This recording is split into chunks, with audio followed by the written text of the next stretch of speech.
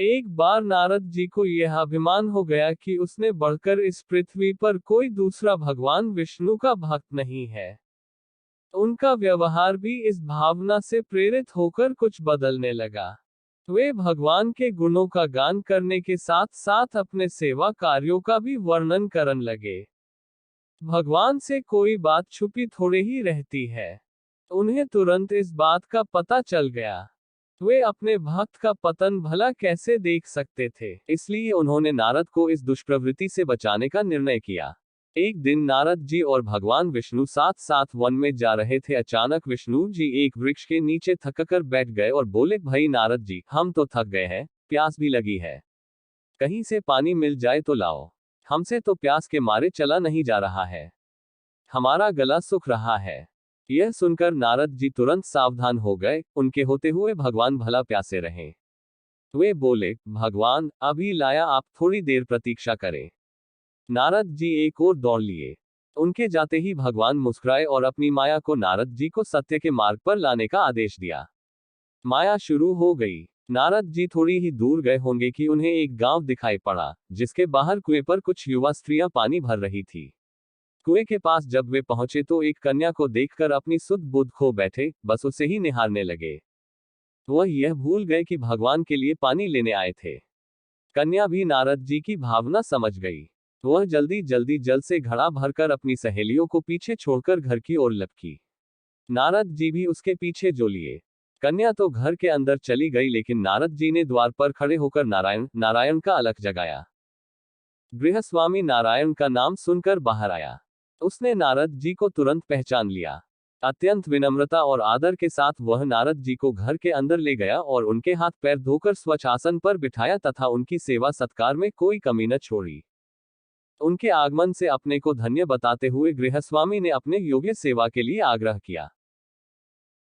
नारद जी बोले, आपके घर में जो आपकी कन्या जल का घड़ा लेकर अभी अभी आई है, मैं उससे विवाह करना चाहता हूँ।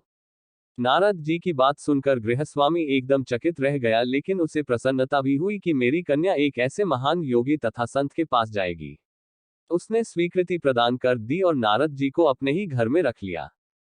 2-4 दिन पश्चात शुभ मुहूर्त में उसने अपनी कन्या का विवाह नारद जी के साथ कर दिया तथा उन्हें गांव में ही उतनी धरती का टुकड़ा दे दिया, खेती करके वे आराम से अपना और अपने परिवार का पेट भर सके। अब नारद जी की बिना एक खूंटी पर तंगी रहती, जिसकी ओर उनका ध्यान बहुत कम जाता। अपनी पत्नी के आगे नारायण को वे भूल गए। दिन भर खेती में लगे रहते। कभी हल चलाते, कभी पानी देते, कभी बीज बोते, तो कभी निराई गुड़ाई करते। जैसे जैसे पौधे बढ़ते उनकी प्रसन्नता का पारावार न रहता। फसलें हर वर्ष पकती कटती, अनाज से उनके कोठार भर जाते। नारद जी गांव के एक संपन्न किसान माने जाने लगे। वर्ष दर वर्ष बीतते चले गए और नारद जी की गृहस्थी भी बढ़ती चली गई। 3-4 लड़के लड़कियां भी हो गए। अब नारद जी को एक क्षण की भी फुर्सत नहीं मिलती थी। वे हर समय बच्चों के पालन पोषण तथा पढ़ाई लिखाई में लगे रहते अथवा खेत में काम करते रहते थे। अचानक एक बार तेज बारिश हुई, जिसने कि दिनों तक बंद होने का नाम ही नहीं लिया। बादलों की गरज और बिजली की कड़क ने सबके हृदय में भय उत्पन्न कर दिया।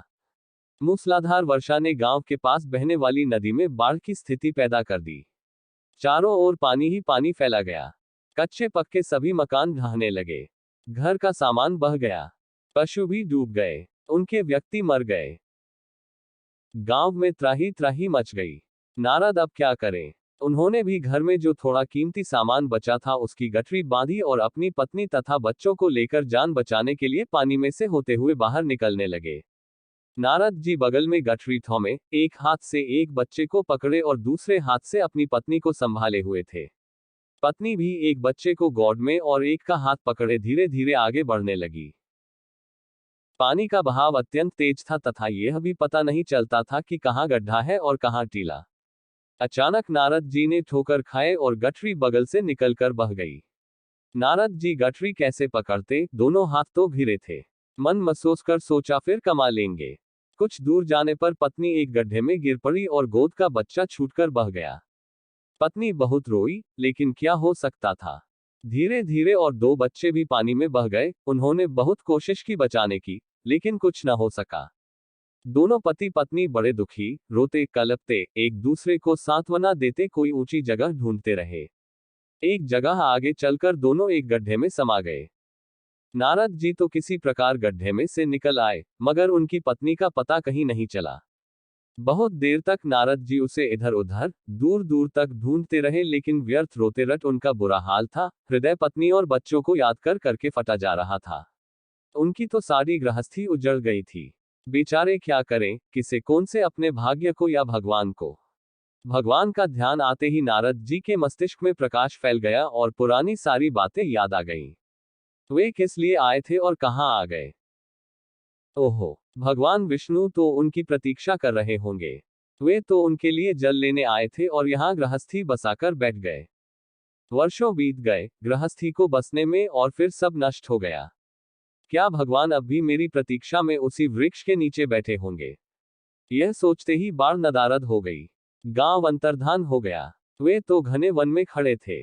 नारद जी पछताते और शर्माते हुए दौड़े, देखा कुछ ही दूर पर उसी वृक्ष के नीचे भगवान लेते हैं। नारद जी को देखते ही उठ बैठे और बोले, अरे भाई नारद, कहाँ चले गए थे, बड़ी देर लगा दी। पानी लाए या नहीं?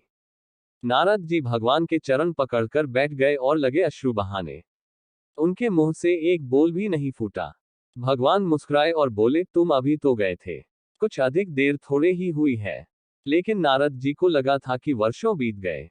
अब उनकी समझ में आया यह सब भगवान की माया थी, जो उनके अभिमान को चूर चूर करने के लिए पैदा हुई थी। वे सोचने लगे, उन्हें बड़ा घमंड था कि उनसे बढ़कर त्रिलोक में दूसरा कोई भक्त नहीं है। ओपी भाई स्टडी चैनल को सब्सक्राइब जरूर करें।